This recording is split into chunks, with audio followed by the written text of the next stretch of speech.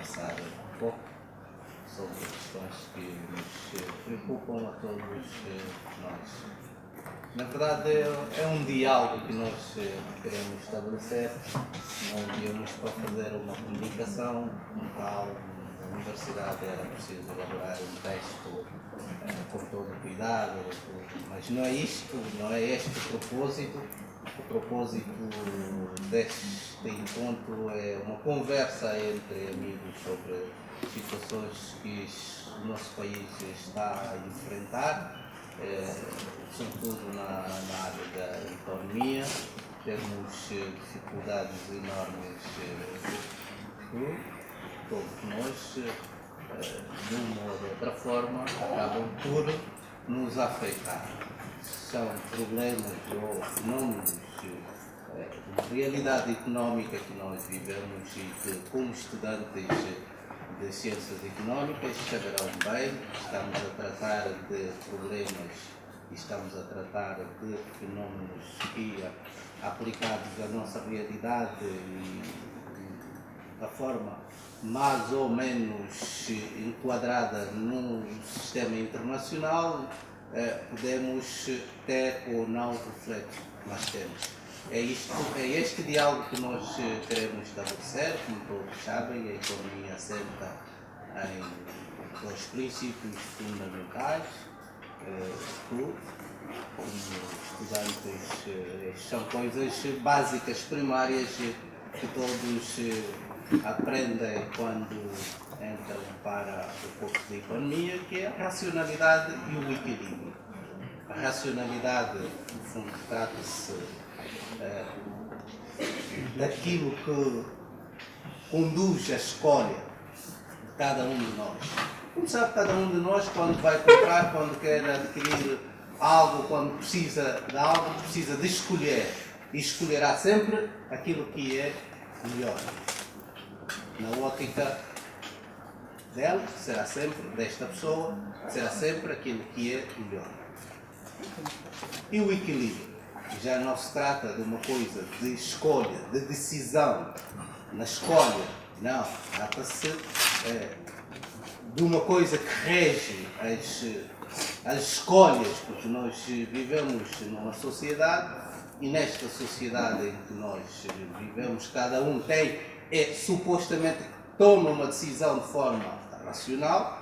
Imagina todo mundo a tomar as suas próprias decisões para o seu próprio bem, aquilo que acha que é melhor para ele, e cada um de nós há de tomar isto.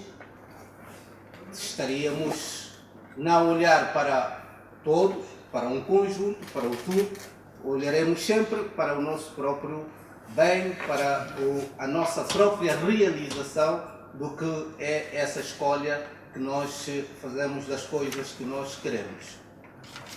O equilíbrio aparece para modelar, no fundo, para reger essas diferentes decisões que vários agentes económicos tomam numa sociedade, para compatibilizar e funcionar, na verdade, sem muitos sobressaltos.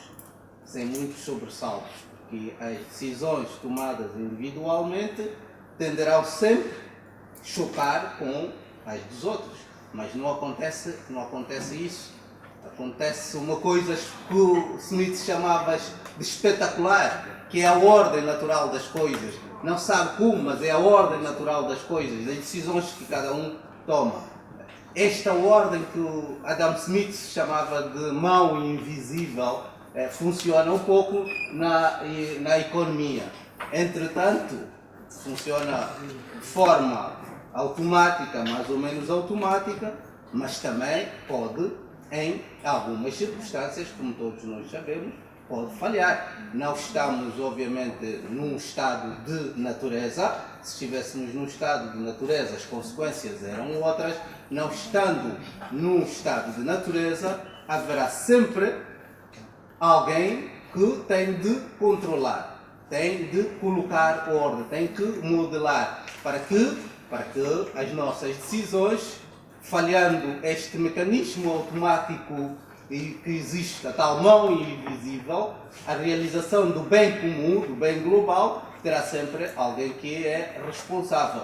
E o responsável, neste caso, é o nosso Estado. E funciona o nosso Estado como o árbitro, como a mão invisível nas situações mais globais, não nas situações mais pessoais e individuais.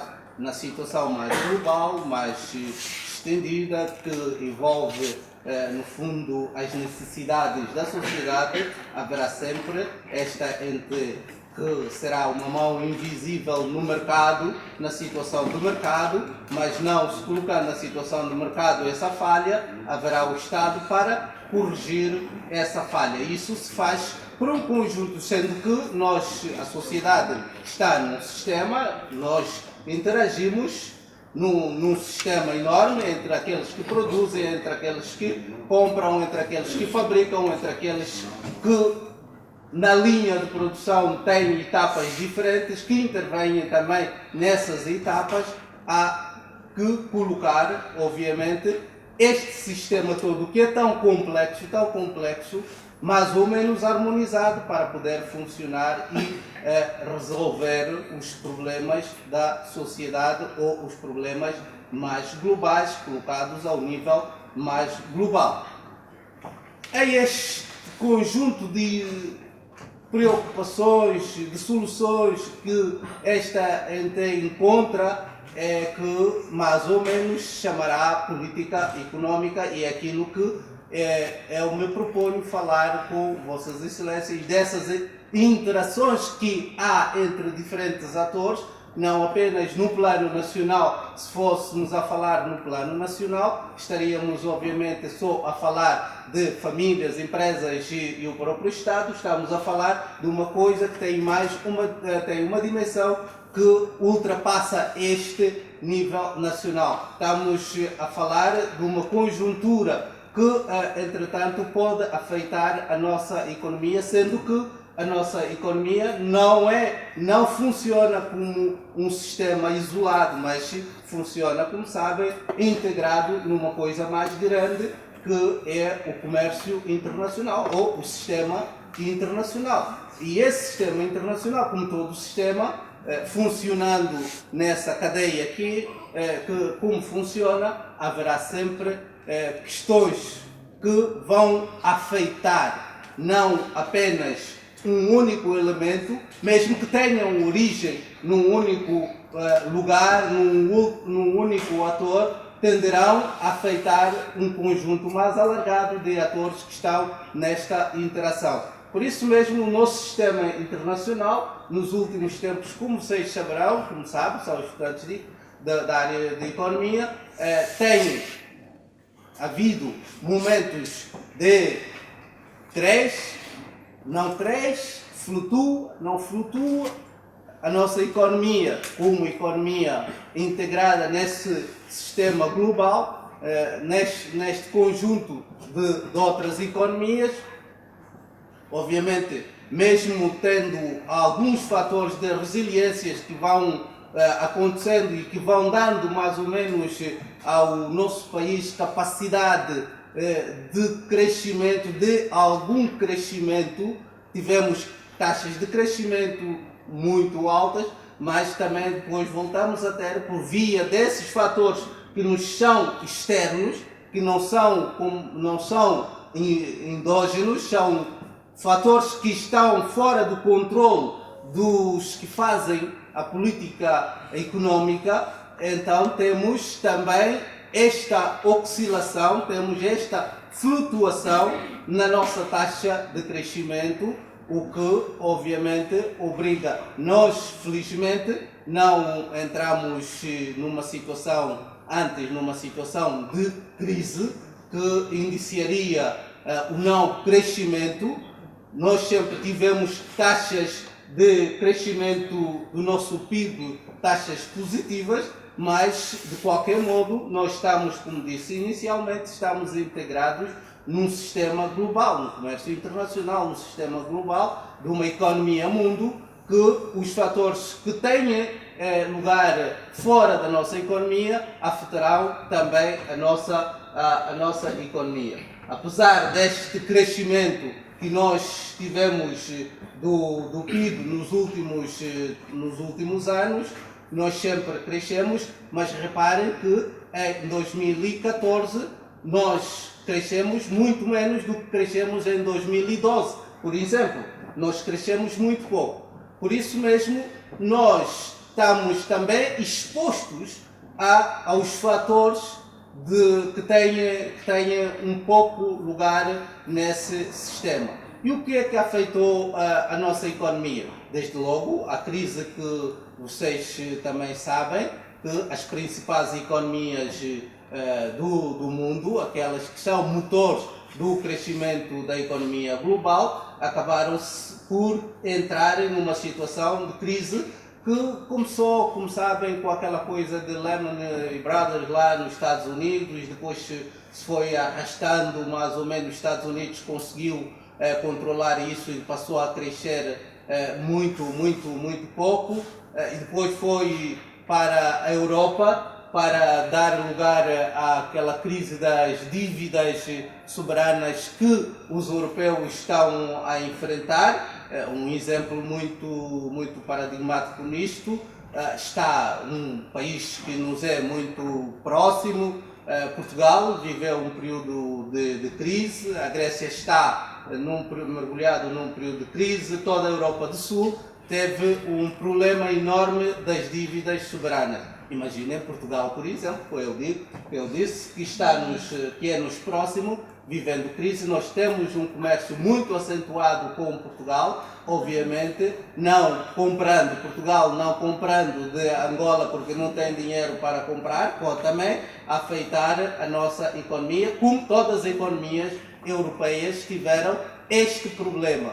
Este problema de crise que assolou a dívida soberana dos principais países europeus da zona sul, da área sul da Europa, também refletiram-se um pouco no desempenho da nossa economia tratada neste âmbito global.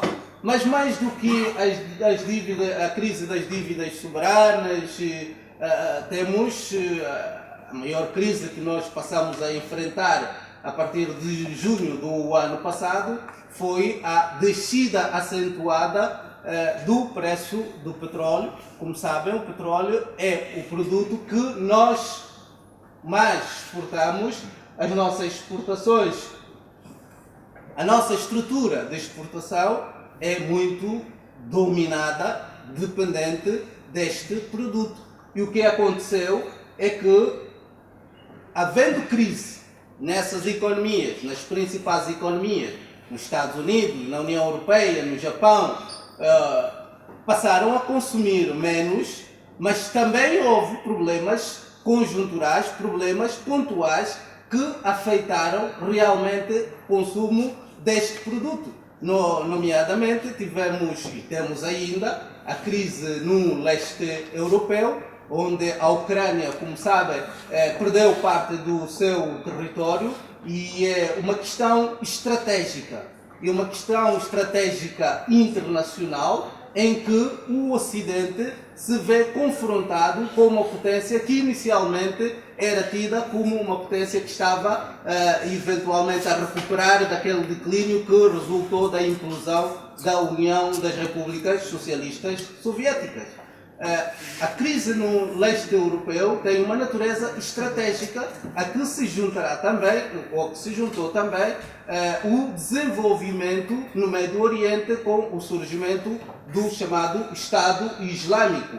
Tudo isto somado vai dar lugar a esta pouca procura de um produto que nós exportamos e que o nosso orçamento depende demasiado deste produto, que é o petróleo.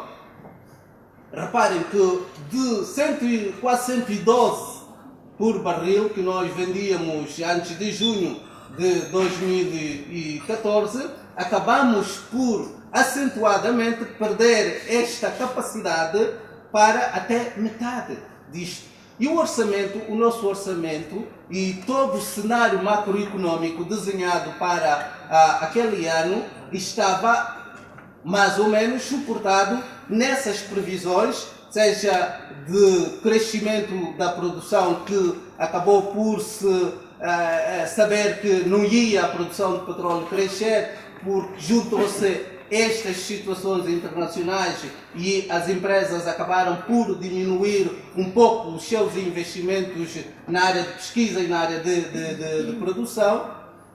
Juntou-se também, como saberão, a tal baixa abrupta do preço do petróleo, que saiu de 100 e tal, como nós prevíamos no orçamento daquele ano, quase para metade, foi cair nos 50 e poucos, que é o preço sob o qual depois foi desenhado todo o cenário macroeconómico do nosso país no presente orçamento. Ora, quando em finais de 2014, cumprindo obviamente os pressupostos constitucionais, o Governo apresentou o cenário macroeconómico para este ano, os dados eram completamente diferentes. Não são a que começamos depois a ver que as estimativas que nós tínhamos do preço do barril de petróleo acabará por não refletir na exatidão aquilo que estava escrito nas previsões orçamentais para este ano.